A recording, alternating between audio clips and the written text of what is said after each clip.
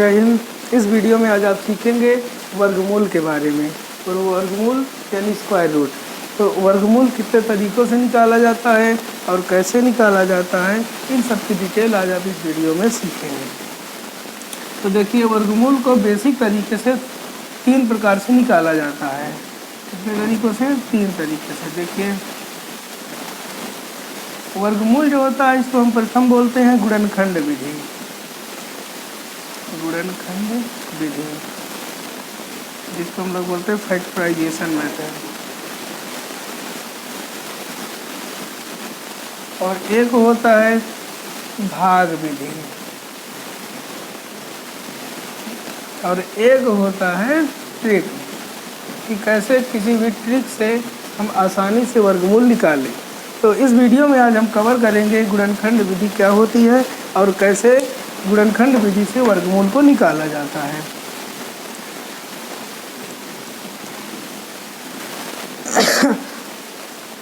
तो देखिए, वर्गमूल जो होता है क्या होता है बेसिक तरीके से, जैसे आपने अभी जस्ट पिछले वीडियो में सीखा कि वर्ग क्या होता है। तो सबसे पहले वर्ग एक बार देखिए। जैसे वर्ग क्या होता है, अगर हम बोलें कि 5 का वर्ग बताइए, 5 का वर्ग यानी कि स्क्वायर, तो कैसे लिखते हैं इसको? हम 5 की पावर में 2 लगाते हैं। इसका मतलब 5 गुणा 5, 5 में ही 5 का गुणा, तो कितना हो जाएगा? ये 25। तो ये 25 जो है इस 5 का वर्ग है, लेकिन जो ये 25 है इसका वर्गमूल निकालेंगे तो 5 आएगा। तो कुछ इस तरह से वर्गमूल होता है। अब आइए इसकी विधि को समझते हैं। फिर एक बार समझिए, 5 का वर्ग 25 है और 25 का वर्गमूल 5 है। इस तरह से होता है। अब यहाँ पर क्या है, छोटी संख्या इसलिए आसानी से पहचान गए। जब कोई बड़ी संख्या आएगी तो यही समझना थोड़ा मुश्किल हो जाता है।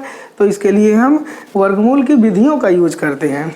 ये कौन सी विधि की बात करेंगे? यहाँ पर हम गुणनखंड विधि की। दूसरी विधि होती है भाग विधि, और फिर होता है एक ट्रिक। ट्रिक से क्या होता है कि वर्गमूल को बहुत ही आसानी से निकाल लिया जाता है। जिस प्रकार से वर्ग को बहुत ही आसानी से निकालने का ट्रिक हमने बताया था पिछले वीडियो में, उसी तरह वर्गमूल को भी आसानी से निकाल सकते हैं। तो आइए हम बात करते हैं आज गुणनखंड विधि की इस वीडियो में। गुणनखंड विधि से वर्गमूल।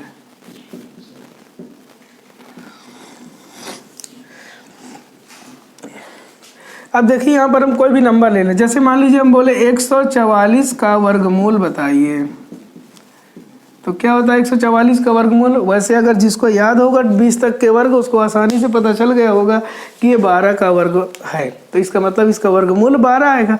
लेकिन 12 निकाला कैसे जाएगा? देखिए, इसी को गुणनखंड विधि से निकालते हैं। तो सबसे पहले हम 144 का क्या करेंगे? अभाज्य गुणनखंड करेंगे। क्या करेंगे? अभाज्य गुणनखंड। अभाज्य गुणनखंड क्या होता है? इस 144 को ऐसी संख्याओं से काटेंगे जो अभाज्य हों। जैसे अभाज्य संख्याएं क्या होती हैं? 2, 3, 5, 7, 11। ऐसी संख्याएं जो किसी से ना कटे, उनको अभाज्य संख्याएं कहते हैं। तो इस तरह की संख्याओं से पहले इसको पूरा कट कर लेंगे। तो देखिए, सबसे पहले इसको 2 से कट करेंगे तो कितना आएगा? 2 सत्ते 14, 2 दूना 4। फिर इसको 2 से कट करेंगे तो 36 आएगा। फिर 2 से कट करेंगे तो 18। फिर 2 से करेंगे तो 9। फिर 3 से हो जाएगा, और 3 से करेंगे तो 1 आ गया। ये तो आसान बात होती है। अब देखिए, यहाँ पर क्या होता है, इनके जोड़ा बनाते हैं, पेयर। तो सबसे पहले पेयर कैसे बनाएंगे? जैसे ये 2, इन 2 का एक पेयर बन गया, इन दोनों का एक पेयर बन गया, इन दोनों का एक पेयर बन गया। सेम संख्याओं का जोड़ा बनाते हैं। अब जब वर्गमूल निकाल देंगे तो इसका इस जोड़ा में से एक संख्या लिखेंगे, इस जोड़ा में से एक संख्या लिखेंगे, और इसमें से एक लिखेंगे। तो ये हो जाएगा 3, और इसका गुणा कर लेंगे तो 2 दूना 4 और 4 तिया 12। तो इसका मतलब इस 144 का वर्गमूल कितना आ गया? 12। इसको प्रेजेंट कैसे करते हैं? जैसे अगर कह दिया जाए 144 का वर्गमूल बताइए, या इसी को ऐसे भी कह दिया जाए, ये करड़ी होती है, ऐसे करड़ी के अंदर लिख दिया जाए 144, इसका मान बताइए। तो करड़ी का मतलब होता है वर्गमूल, तो इसका मान कितना आ गया? 12। इस तरह से इसके आंसर को प्रेजेंट किया जाता है। तो आप लोग की प्रतियोगिता परीक्षाओं में इस तरह से किसी भी संख्या का वर्गमूल भी पूछा जा सकता है। आइए एक वर्गमूल की बात और कर लेते हैं। जैसे मान लीजिए कोई संख्या है 1296। अब यहाँ पर थोड़ा बड़ी संख्या आ गई है, इसको नहीं। और एक दूसरी संख्या ले लेते हैं 1024। इस संख्या का वर्गमूल निकालते हैं। तो देखिए इसका वर्गमूल कैसे निकालेंगे। सबसे पहला बात क्या होता है, इसके अभाज्य गुणनखंड कर लेंगे। इसको कट करेंगे सबसे पहले 2 से, तो 2 पंचे 10, 2 एकम 2, 2 दूना 4। फिर इसको 2 से कटेंगे।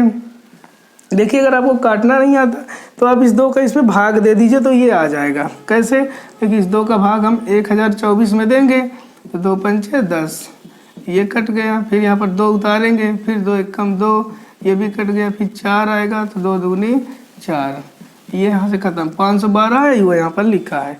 इसी तरह 512 में 2 का भाग देंगे तो कितना आएगा, ये आ जाएगा 2 दूना 4, 1 बचा 11 हो गया, 2 पंचे 10, फिर 1 बचा 2 छः 256 आ गया। इसको भाग देंगे तो इस तरह से तो आ जाएगा। फिर 2 से काटेंगे तो 128 आएगा। फिर 2 से कट करेंगे तो ये आ जाएगा 64। फिर 2 से कट करेंगे तो 32। फिर 2 से करेंगे तो 16, और फिर 2 से करेंगे तो 8, और फिर 2 से करेंगे तो 4, और फिर 2 से करेंगे तो 2 आ जाएगा, और फाइनली 2 से करेंगे तो 1। इसको तब तक काटना जब तक 1 ना आ जाए।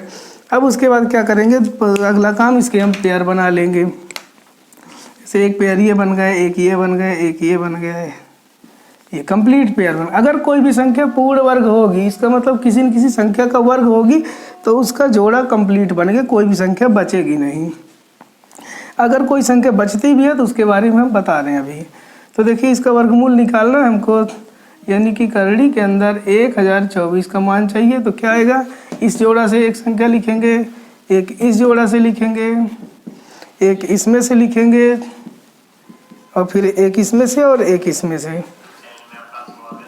तो फाइनली कितना हो जाएगा, 2 दूना 4, 4 दूना 8, 8 दूना 16, 16 दूना 32। इसका मतलब कि 1024 का जो वर्गमूल आया है वो आ गया 32। अब देखिए हम एक ऐसी संख्या का वर्गमूल लेते हैं जिसका कंप्लीट पेयर नहीं बनता, जोड़ा नहीं बनता है। वो संख्या क्या हो सकती है, वो संख्या कोई भी ऐसी संख्या हो सकती है जो पूर्ण वर्ग ना हो। जैसे मान लीजिए कि हम ले लें यहाँ पर 72। अब देखिए 72 में क्या होता है, जैसे सबसे पहले इसको हम 2 से कट करेंगे तो कितना हो जाएगा 36। फिर 2 से कट करेंगे तो 18 आ जाएगा, और फिर 2 से कट करेंगे तो 9, और 3 से करेंगे 3 त्रिका 9, और 3 एकम 3। अब देखिए यहाँ पर जब वर्गमूल निकालेंगे, देखिए करड़ी के अंदर 72, तो यहाँ से कितना आएगा, इस जोड़े से एक संख्या लिखेंगे, फिर इस 2 का जोड़ा नहीं बन रहा, इस 3 का बन रहा है। अब उसके बाद ये बच गया है, तो जो बच गया है उसको क्या करेंगे, इन दोनों का पहले गुणा कर देंगे, 2 तिया 6, और जो बच गया उसको करड़ी में ही लिखा रहने देंगे। इसका मतलब 72 का जो वर्गमूल आया वो 6 करड़ी 2 आया। जो संख्या का जोड़ा पेयर नहीं बनता है उसको उसी तरह करड़ी में लिख देते। मान लीजिए एक संख्या कोई और होती जिसका पेयर नहीं बना है तो उनका गुणा आपस में कर लेते। जैसे मान लीजिए यहाँ पर एक 3 बच गया होता, तो इन दोनों का पेयर नहीं बना, तो इन दोनों को यहाँ पर 2 गुणे 3 यानी 6 करड़ी 6 हो जाता आंसर इसका। तो आई होप आप लोगों ने सीखा होगा कि अभाज्य गुणनखंड विधि से वर्गमूल कैसे निकालते हैं। अब उसके बाद हम नेक्स्ट वीडियो में आपको सिखाएंगे कि भाग विधि से वर्गमूल कैसे निकालते हैं। भाग विधि इससे क्या होती है, आसान होती है। उसमें क्या होता है कि जैसे देखिए यहाँ पर क्या है, छोटी संख्या है तो हमको पता चल जाता है 2 से या 3 से कट रही है। तो कभी कभी क्या होता है कोई बहुत बड़ी संख्या हो जाती है और हमें ये नहीं पता चल पाता है कि वो संख्या किससे कटेगी। तो वहाँ पर इस चीज़ का सलूशन आसानी से निकल आता है कि वो संख्या किस संख्या से कटेगी। तो इस तरह से भाग विधि को आगे हम अगले वीडियो में समझेंगे।